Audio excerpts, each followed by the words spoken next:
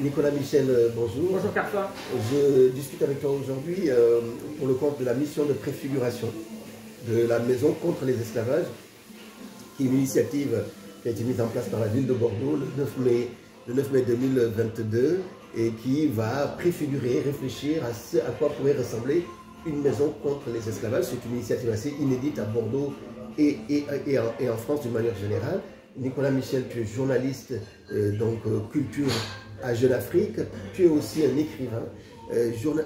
Nicolas Michel, de ta place aujourd'hui de journaliste culturel, comment cette question des mémoires des esclavages, elle t'arrive et comment tu la traites aujourd'hui dans l'information que Jeune Afrique apporte au public? En ce qui me concerne sur le plan culturel, elle arrive sous différentes formes. Pour nous, c'est assez simple. On a beaucoup d'actions ou de créations qui tournent autour de la mémoire ou de l'histoire, plus précisément. Ça peut être des essais, ça peut être des romans, ça peut être des créations de danse. Dans tout ça, j'essaie de suivre une ligne assez claire qui est d'avoir une approche pédagogique et positive en même temps. C'est-à-dire que, tout en étant très clair sur les bases historiques, sur ce qui a pu être fait en termes d'esclavage, puis ensuite en termes de colonisation par l'ensemble des puissances coloniales et par les sociétés aussi en Afrique qui pouvaient mettre en esclavage leurs contemporains.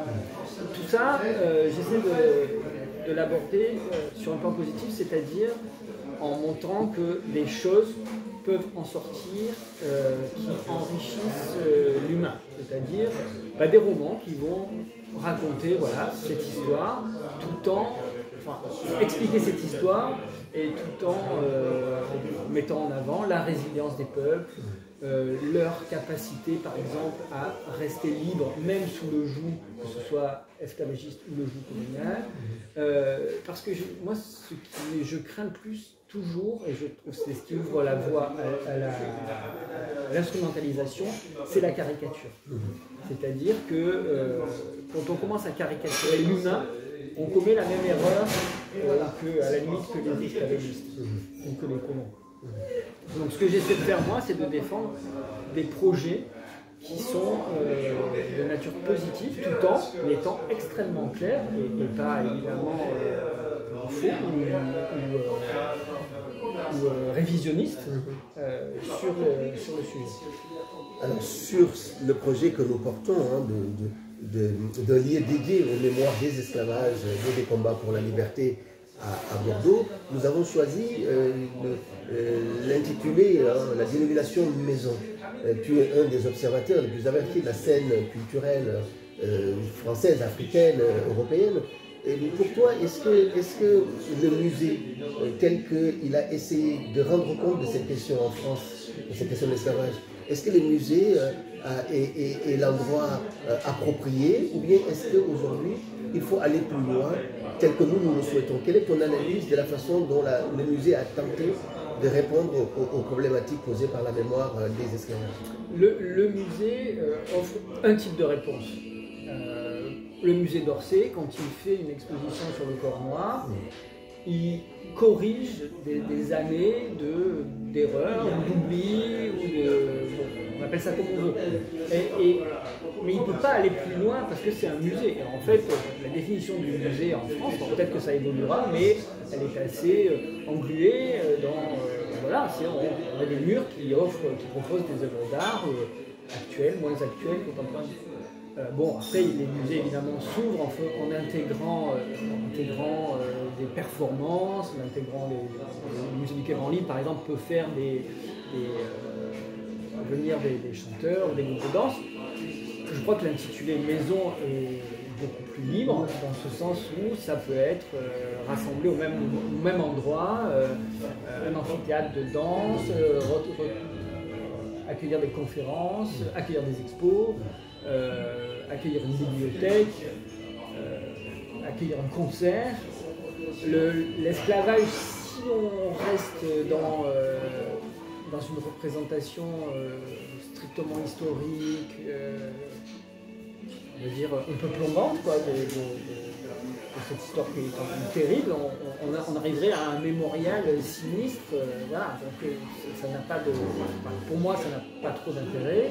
Par contre, la mémoire vivante, c'est qui travaille sur ce qui s'est passé et qui le transforme en quelque chose de nouveau, contemporain, pour expliquer aux plus jeunes plus jeunes, moins jeunes d'ailleurs, parce que peu de gens connaissent vraiment précisément cette histoire. Ça me paraît plus intéressant. Une maison, c'est un foyer, c'est un accueil où il peut y avoir plusieurs choses, il peut se passer plein de choses. Le musée, moi je suis un grand fan des musées, j'adore les musées, je pense qu'il ne faut pas non plus leur cracher dessus dans le sens où ces dernières années ils ont quand même fait beaucoup d'efforts. On dira toujours que c'est pas assez, mais ils ont quand même fait des efforts. Mais une maison, d'abord parce que j'imagine que vous n'avez pas d'œuvre d'art particulière pour l'instant à présenter, donc vous ne pouvez pas vous intituler musée. Et puis une maison, c'est un endroit qui doit être un lieu d'accueil. Et là, c'est là que commencent les difficultés, parce que qu'est-ce qu'on fait, comment on accueille, à quel prix, un espace, ça c'est compliqué, mais ça j'imagine que vous y avez déjà réfléchi. On est en train d'y réfléchir, puisqu'on va rendre notre rapport au mois de mai au maire de Bordeaux. Nicolas Michel, tu as écrit un ouvrage qui a été très important pour évoquer une histoire très peu connue par les Français et même par les Africains. C'est l'histoire des tirailleurs naufragés, comme on les appelle. C'est l'histoire de ce navire en 1920 qui fait naufrage avec presque 200 tirailleurs. Et ce projet de maison contre les esclavages essaie de faire le lien entre l'histoire de l'esclavage plus ancienne et l'histoire de la colonisation et même jusqu'à l'histoire du racisme. Comment est-ce qu'un auteur comme toi, donc le livre que tu as écrit c'est Le Chant noir des baleines, comment un auteur comme toi pense qu'il soit possible dans ce livre d'évoquer justement ces histoires-là et de les relier? Bon, c'est ce que je disais un petit peu avant, c'est-à-dire que si ça s'appelle une maison et que c'est un lieu de rencontre, ça doit être un lieu ouvert à cette discussion autour de ces questions-là, donc depuis l'esclavage jusqu'au l'esclavage ancien et l'esclavage moderne contemporain, mais un lieu vraiment ouvert à la discussion. C'est-à-dire que moi, ce dont je me méfie, c'est les lieux de militantisme pur. C'est-à-dire que si c'est pour se retrouver entre personnes convaincues que l'esclavage c'était pas bien, bon, ok, on est à peu près tous d'accord là-dessus, mais c'est aussi une maison qui soit suffisamment ouverte pour attirer ceux qui, a priori, ne vont pas y mettre les pieds. Donc ça va être plus compliqué parce que c'est les adultes et que, voilà. Après, la maison, à mon avis, peut-être que l'angle, et moi avec le livre, ce dont je me rends compte, c'est que ça m'a permis de rencontrer beaucoup de scolaires, et que là, il y a un énorme travail que les instituteurs ou les professeurs ne peuvent pas toujours faire, n'ont pas toujours les moyens de faire, et si la maison est apte à les accueillir, voilà, c'est sans doute en commençant par la jeunesse que c'est possible. Après, c'est pas forcément autour d'un livre, parce que bon, c'est peut-être plus compliqué, mais ça peut être autour d'un film, ça peut être autour du film Le Tirailleur dont on parlait récemment, ça peut être autour de très nombreux documentaires. C'est vrai que nous, je vois, en tout cas, on travaille avec Jeune Afrique sur le cinéma, par exemple, on parle beaucoup, là, aujourd'hui, il sort un film sur les mines au Burkina Faso, donc une mine d'or, des enfants qui descendent dans la mine pour être payés avec un sac de cailloux, dont peut-être ils pourront extraire un peu d'or. Ça, c'est aussi de l'esclavage contemporain. Ce film-là, nous, on en parle. Je sais que l'article sera très peu lu et que le film sera très peu lu. Et malheureusement. Et s'il existe une maison où il y a une chance en plus de voir ce film, on se donne la possibilité de parler de choses dont je suis prêt à parier que les grands médias traditionnels ne parleront pas.